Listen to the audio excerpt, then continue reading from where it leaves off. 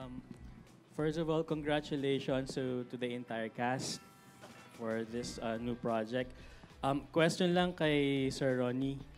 Sir Ronnie, Yes, sir. parang ito yung inyong comeback no sa showbiz. So gusto po namin malaman what made you say yes to this project. Actually, maraming dumarating. Pero nagkakataon, siguro hindi ko ma-feel siya, no? Magaganda eh. Maraming maganda. But when they offered me this project, nag-zoom kami nila Sir Erwin, Sir Dennis, Ma'am, Ma'am Lilibet, of course. And we had this very nice talk. Kasi minsan nagdi-demand din ako eh. Anong gagawin ko? Anong pwede kong itulong? Pakialamero ako sa fight. Honestly, that's my forte. Fight, pakikialaman ko yan. Minsan nagtatampo yung iba eh, but that's how I do it. If I don't be part of it, hindi ko feel nakasama ako. So when they told me, sige direct, tutulong ka, turuan mo yung mga bata. So, pak, yun na. Nakita ko na yung mga bata. So I felt yung excitement eh. You know, very important when you do a project. Hindi lang yung pera, hindi lang another project, but yung excitement, yung adrenaline rush. That's what I call it eh. Sa first day nga, actually, hindi ako nakatulog. I only had 3 hours of sleep. Sobrang excitement. Kasi ganun ako pag first time ulit, bumabalik yung dati. Anong gagawin ko dito? Kaya ko pa ba? Buti yung bite ni Direk, Richard, parang barkada. So I felt I belong. Yung staff, yung crew, of course, yung mga bosses natin. Ang sarap ng feeling. So, nandun yung gusto ko. Yun yung hinahanap ko. Of course, in other projects na naman na in-offer, ganun din naman. But this time, you're part of it eh.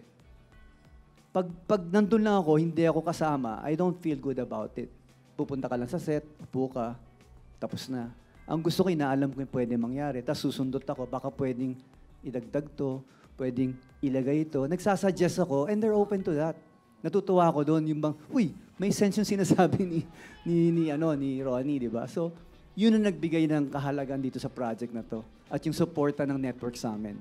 And these guys are really great. You know, the cast, parang, walang mataas. Lahat kami pantay-pantay. Siguro yun ang pinaka-importante. You go to the set, everybody's normal. Walang kala mo, mayabang ba to? Mabait ba to? Si Jeric nung una, akala ko mayabang. Si Jay, of course, nakasama ko na, masarap ka kwentuhan. Parang school, excited ka pumasok. I think that's the word for it eh. You know, I'm so happy to be part of this.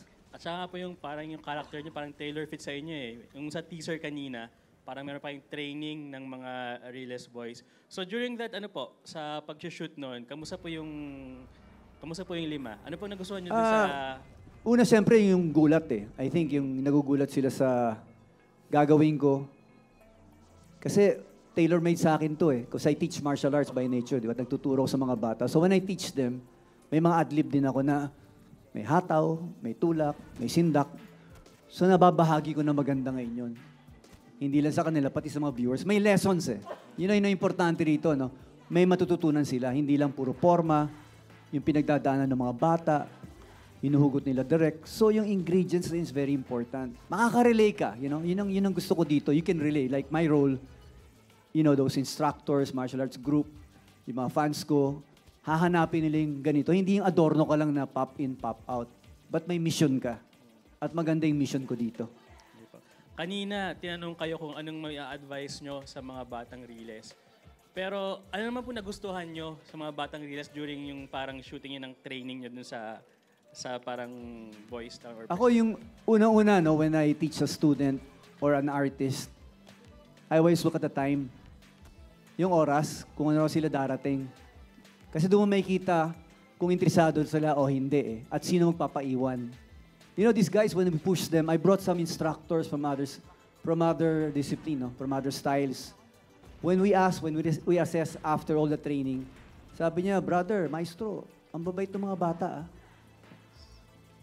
Ang sisipag nila, they don't wanna stop. Yun ang importante, ganado. So sabi ko, tuloy pa rin natin to, we don't stop sa training. Kahit sa labas, gawin pa rin natin. Kasi they will carry it, parang yung disiplina. How to relate with people, yung respeto, mga gamit nila, hindi lang offensive but defensively. You know, so I'm really, really proud of those guys. I mean, these guys here. You know, so happy ako to be part of them na gino-groom ko sila hanggang sa taping to, hindi lang yung time na nagturo ko, but also when we do sa set, kami nila Roland, nagkikwentuhan, sila Miguel, pati sa buhay, kinikwento ko rin yung buhay-buhay. You know. Di pa, maraming salamat and congratulations again. Thank you so much. Thank you, Sir Nicky. Ito naman